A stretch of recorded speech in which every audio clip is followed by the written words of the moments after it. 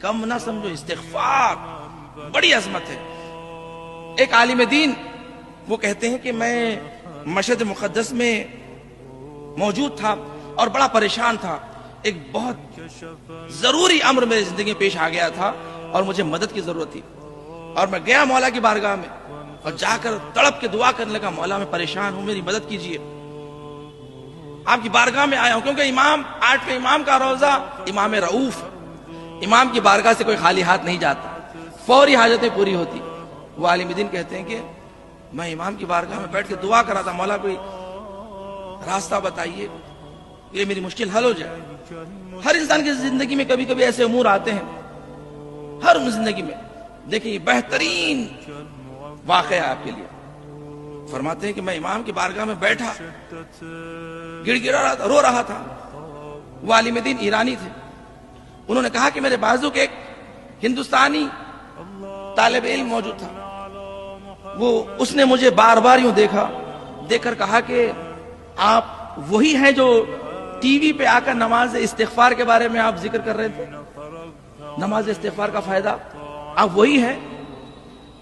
تو انہوں نے کہا کہ ہاں وہ میں ہی ہوں۔ انہوں نے کہا کہ کچھ دن پہلے ہی ٹی وی کے اوپر ان کا لائیو پروگرام تھا، اس میں انہوں نے نماز استغفار کے فوائد بتائے تھے اور روایت بتائی تھی کہ جو پیغمبر سے روایت آئی ہے، اس روایت کو انہوں نے بتایا تھا، اس کے کتنے فائدے بتائے تھے۔ تو جوان نے کہا کہ جب سے آپ نے نماز استغفار کے بارے میں کہا ہے، میں یعنی میری اہلیہ، میرے بچے سب کے سب نماز استغفار کے پابند ہو گئے، روزانہ پڑھتے ہیں۔ اس کے صدقے میں مجھے گھر مل گیا ہے یہاں پر، اور یہاں پر میں کاروبار بھی کر رہا ہوں، پڑھ بھی رہا ہوں، اور اللہ نے مجھے اتنی برکت دی ہے۔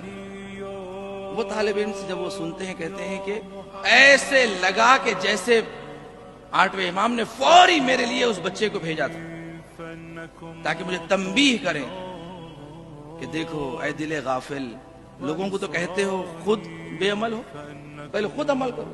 فوری وہاں پر میں نے نماز پڑھی اور اسی وقت میں گھر ابھی پہنچا نہیں تھا، میری مشکل حل ہو گئی۔ فرمایا اتنی پاورفل نماز ہے نماز استغفار۔ پیغمبر نے فرمایا نماز استغفار کا طریقہ بتایا۔ ایک جوان آیا، رسول اللہ پریشان ہوں، کاروبار میں ترقی نہیں ہو رہی ہے، برکت نہیں ہو رہی ہے، کیا کروں؟ پیغمبر نے فرمایا جا کر 2 رکعت نماز استغفار پڑھ، اور نماز استغفار کا طریقہ بتایا کہ 2 رکعت نماز استغفار پڑھتا ہوں قربت اللہ کی نیت سے۔ الحمد، سورہ حمد کے بعد سورہ انا انزلنا کا سورہ 1 مرتبہ، اس کے بعد جیسے تم سورہ پڑھ لو 15 مرتبہ کہو استغفر اللہ استغفر اللہ استغفر اللہ استغفر اللہ 15 ٹائمز، جیسے نماز جعفر تیار پڑھتے ہیں اسی طرح۔ سورہ قدر پڑھنے کے بعد 15 مرتبہ استغفر اللہ، بس اتنے زیادہ پورا نہیں، استغفر اللہ استغفر اللہ استغفر اللہ استغفر اللہ 15 مرتبہ۔ رکوع میں جاؤ، ذکر رکوع پڑھو 10 مرتبہ استغفر اللہ استغفر اللہ استغفر اللہ استغفر اللہ۔ رکوع سے اٹھو، کہو 10 مرتبہ استغفر اللہ استغفر اللہ استغفر اللہ استغفر اللہ۔